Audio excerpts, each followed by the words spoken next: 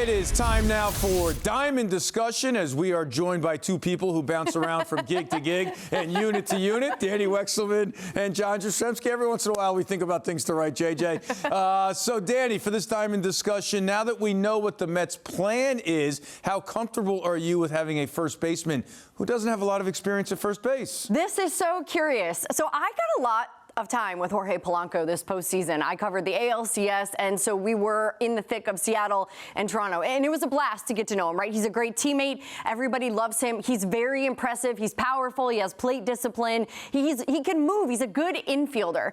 But I am so hesitant to believe that this is the first baseman for the New York Mets. There is absolutely no way you're telling me that this guy who's been in the league for 12 years and has been at the base of first for one at bat, I said that backwards, for one at bat, that he's your first baseman? There's no way. And all that money you just spent on this guy, you felt like he was deserving of that much money. There's absolutely no way that this is going to be the case. And I'm hoping that there's more to come. I have to believe there's more to come. JJ, I cannot believe that this will be the first baseman in the Mets. I just can't. Well, for starters, I share your skepticism. And I like Polanco a ton. I think he's a winning player. I think, to your point, he's versatile. He had a great run with the Seattle Mariners. He's getting walk-off hits in the postseason. So I love the idea that the Mets have brought him in to be a part of the team.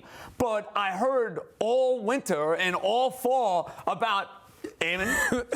You want to steal my thunder? Run prevention. Precisely. Run prevention. So we're going to replace Pete Alonso now with somebody who has not played the position before, or to your point, has basically had a cup of coffee playing first base. That's where my skepticism comes in. Love Polanco. Great fit for the Mets. Just don't love it at first base. Well, you know who might be able to help at first base? One Cody Bellinger. Mark Feinsand on MLB.com reporting that the Mets are, quote-unquote, very in on Bellinger. Bellinger, of course, opted out of his player option for the 2026 season after hitting 29 home runs and driving in 98 runs in his only season in the Bronx. So, JJ, is Bellinger a better fit in the Bronx or in Queens?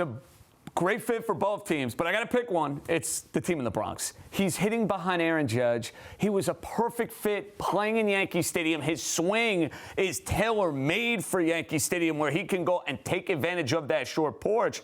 So what's the Yankees' plan if Cody Bellinger is playing for the Mets or somewhere else? Who's protecting number 99 in that lineup? Bellinger did a wonderful job of it. To me, the fit is with the Yankees. Yeah, and I feel like there's got to be some pride on the line at this point that the Mets can't continue to take the players from the Yankees, right? Like, there's got to be a little bit of that from Brian Cashman and that organization, but you nailed it. It's Aaron Judge. It's your MVP. What are you doing to make sure that someone is behind him in the lineup so that Aaron Judge can hit the ball and hit it hard and do damage? And that's Cody Bellinger. He's an MVP. He's a World Series champ. He's a rookie of the year. The experience, the tenure, and the fact that he wants to be back in pinstripes should tell you that you need to do anything in your power to get this guy back. Like, I would be desperate if I'm Brian Cashman, especially what we talked about. The Yankees have been a snooze fest so far in this offseason. We would like to see them get something done. Cody Bellinger is the perfect fit, the perfect guy. And if you want Aaron Judge to play postseason baseball and win a ring, get Cody Bellinger behind him. Yeah, you wonder what the holdup is. You have to imagine that the rest of the baseball is just waiting for the Kyle Tucker domino to fall to set that outfield market. But to your guys' point, I think the Yankees should hurry up and go make that a done deal. But Edwin Diaz is in the news once again as ESPN reports that after receiving offers from the Mets, Braves, and Dodgers, the closer asked for less deferred money and a higher annual average value.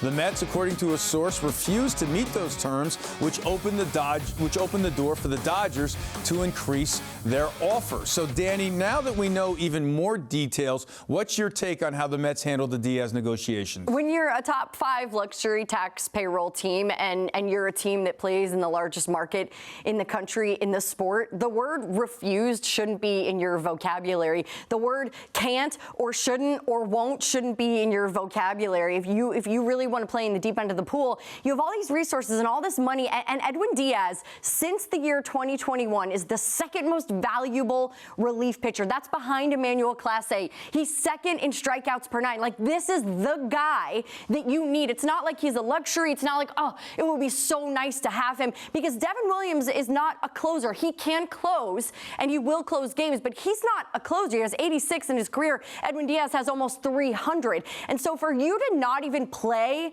with this guy and see what he wants and meet him where he's at, and the difference was $3 million, I'm lost with this one. I'm completely lost. I kind of understand Pete Alonso. I don't understand the Edwin Diaz situation, and that's a shame because they lost one of the best, and now he goes to the Dodgers. Good luck in the postseason facing your former teammate. Bingo. You want to beat the Los Angeles Dodgers. They are the team to beat, obviously. They've won back-to-back World Series championships. You have a massive gap to close. Well, that gap became that much wider with the idea of that guy and the trumpets and everything he brings to the ninth inning, now a part of Dodger blue and not wearing the orange and blue of the New York Mets. And yeah, when it comes to the Mets and their finances, we know Steve Cohen has unlimited resources. We know Steve Cohen has already put serious revenue into this baseball team. Just look at the Juan Soto contract from a year ago.